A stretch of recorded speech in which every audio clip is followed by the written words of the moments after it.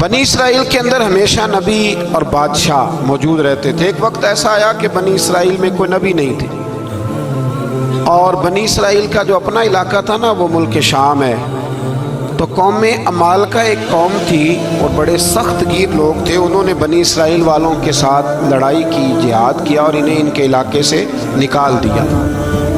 اور کچھ حضرت یوسف علیہ السلام کے زمانے میں ویسے بھی ایک بہت بڑی تعداد جا کے مصر میں آباد ہو گئی تھی۔ اب یہ ہوا کہ ان کے پاس کوئی بادشاہ نہیں ہے، یہ بار بار دعا کرتے ہیں، التجا کرتے ہیں، تو اللہ تعالیٰ نے ایک پیغمبر انہیں عطا کیے جن کے مختلف نام کتابوں میں ہیں۔ صدر الافاضل رحمۃ اللہ علیہ نے تفسیر خزائن العرفان کے اندر ان کا نام حضرت شمویل علیہ السلام لکھا ہے۔ حضرت شمویل علیہ السلام کو اللہ تعالیٰ نے نبوت عطا فرمائی، اور جب حضرت شمویل علیہ السلام اللہ کے نبی ہوئے، بنی اسرائیل والوں کو یقین آیا کہ اللہ نے الحمدللہ ہمیں ایک نبی کے جھنڈے تلے جمع کر دیا ہے، تو پھر انہوں نے کہا کہ آپ ہمارے سامنے ایک بادشاہ بھی مقرر کریں تاکہ ہم اس کی سرپرستی میں جہاد کریں۔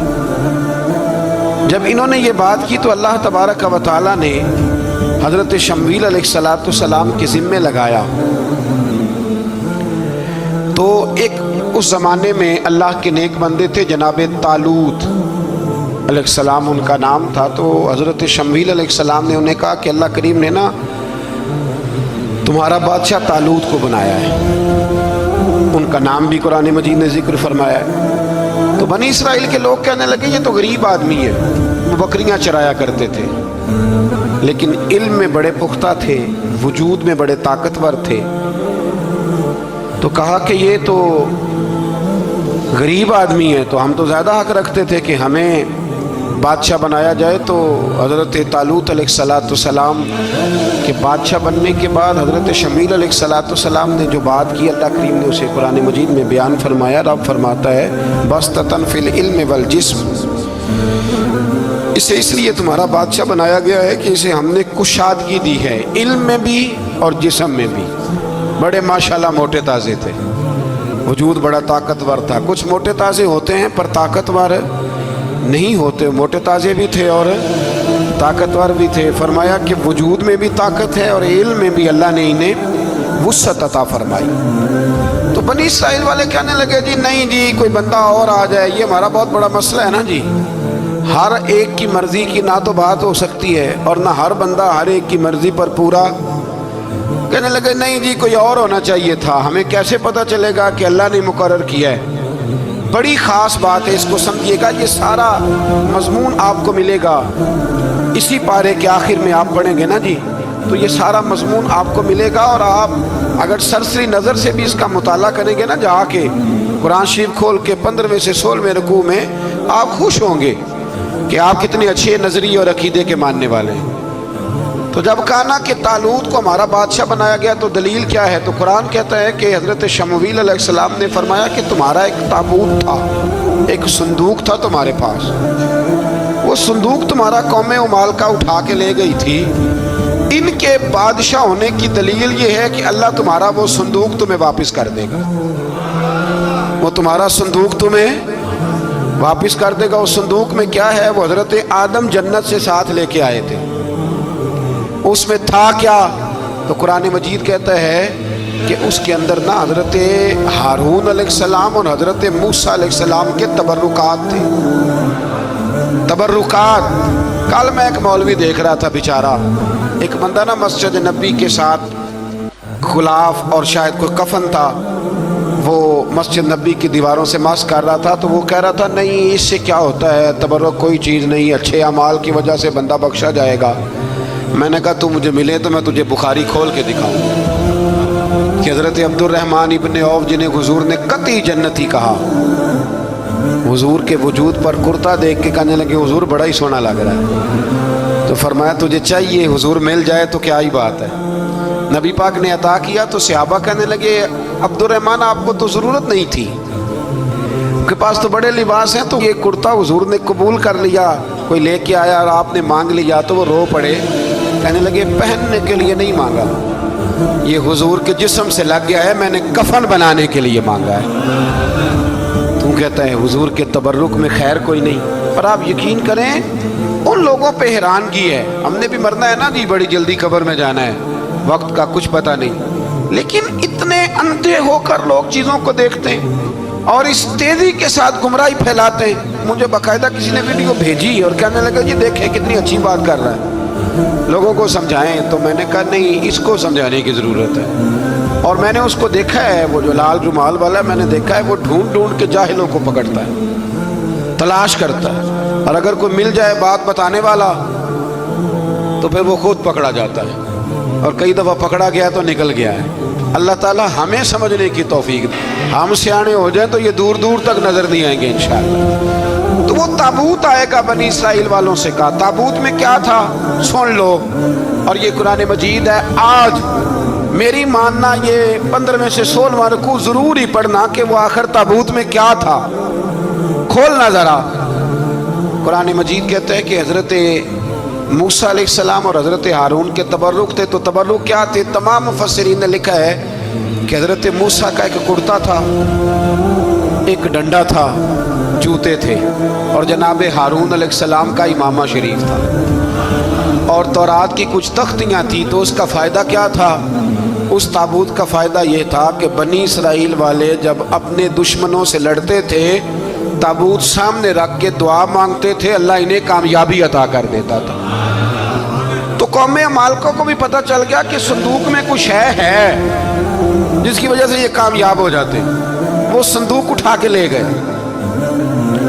अब उनकी कम बख्ती ये, कम नसीबी ये कि उन्होंने जाके उसे रूढ़ी पे फेंक दिया। जब रूढ़ी पे फेंका तो उनके अंदर बीमारियां आ गई, वबाएं फूट पड़ी, मरने लगे, वजूद फूलने लगा। फिर उनके दिलों में बात आई कि ये हमने इस संदूक की बेअदबी की है। संदूक में क्या है? तबर्रुकात। हमें कहते हैं जी नालैन का नक्शा क्यों लगाया है? तुम्हारे तो बुजुर्गों का कीदा है, सर पे रखने को मिल जाए अगर नक्शे नाले पाके हुजूर, तो फिर कहेंगे कि हाँ ताजदार हम भी हैं। तो कहा कि उसके अंदर ये तबर्रुकात थे, उन्हें भी समझ में आई। तो उन्होंने ना बैलगाड़ी मंगाई और वो संदूक उठा के उसके ऊपर रख दिया। अब क्या हुआ? कुरान कहते हैं कि फरिश्तों ने ना उस संदूक को वहां से उठाया। मुफस्सिरीन ने लिखा इसका माना यह भी हो सकता है कि उस बैलगाड़ी को डायरेक्शन पे लगाया। उधर से हजरत शमूएल अलैहिस्सलाम ने जनाब तालूत को बादशाह बना दिया, और इधर से वो संदूक चल पड़ा। कहा भाई हम इनको कैसे बादशाह माने? तो फरमाया बादशाह इस तरह मानोगे कि तुम्हारा वो संदूक आ जाएगा। और कुरान कहते हैं उस संदूक में तुम्हारे दिलों का सुकून है, उसमें तुम्हारे दिलों का। और भाई हमारी तो कोशिश होती है बुजुर्गों से कोई चीज़ मिल जाए, अल्लाह वालों का कोई तबर्रुक हमारे हाथ आ जाए। तो वो संदूक आ गया, ये मान गए। अब जिहाद करने निकले तो लड़ना था जालूत की कौम के साथ। वो बड़ा सख्त आदमी था, 3-3 मन सोना उसने वजूद पे पहना होता था। उसकी कौम से लड़ना है, टोपी बड़ी तगड़ी पहनी होती थी लोहे की। अब कौन लड़े? एक नौजवान थे जिनका नाम था दाऊद अलैहिस्सलाम, वो भी बकरियां चराया करते थे। और जिन दिनों हजरत तालूत निकले ना अपनी कौम को लेकर जालूत के खिलाफ लड़ने, तो हजरत दाऊद भी शामिल हो गए।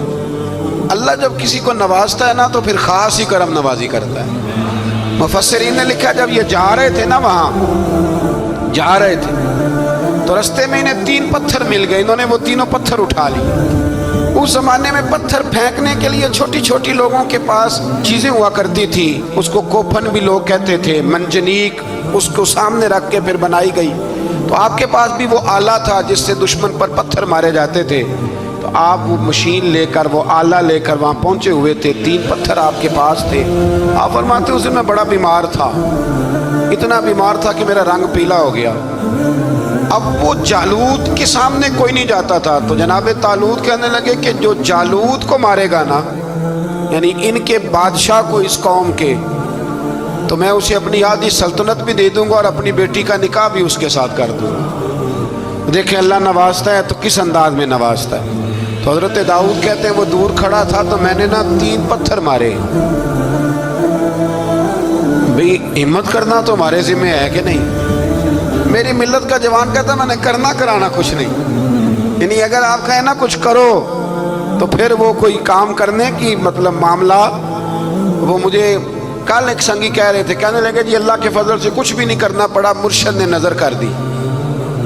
میں کہا میں ملن گی تو میں انہوں سمجھاواں گا کہ کچھ کرا کے نظر کریا کرو, کیونکہ میرے وہ دوست ہیں, میں انہیں جانتا ہوں.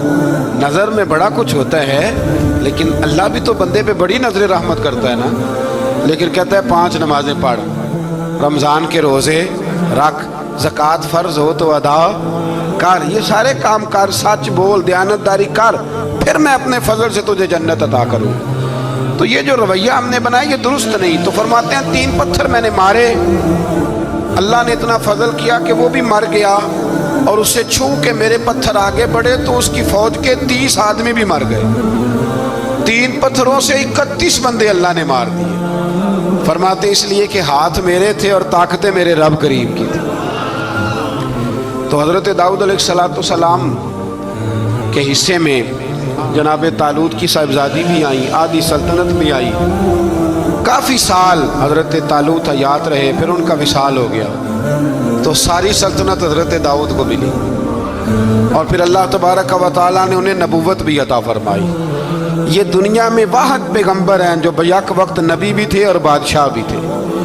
اور پھر اللہ نے فضل فرمایا, انہوں نے بڑی بڑی فتوحات کی. اور پھر حضرت داؤد کے صاحبزادے کا نام حضرت سلیمان علیہ السلام, پھر ان کے صاحبزادے کا نام حضرت. تو یہ ہوا کیسے؟ یہ سارا کچھ اللہ تبارک و تعالیٰ کے فضل سے ہوا, اس کے کرم سے ہوا.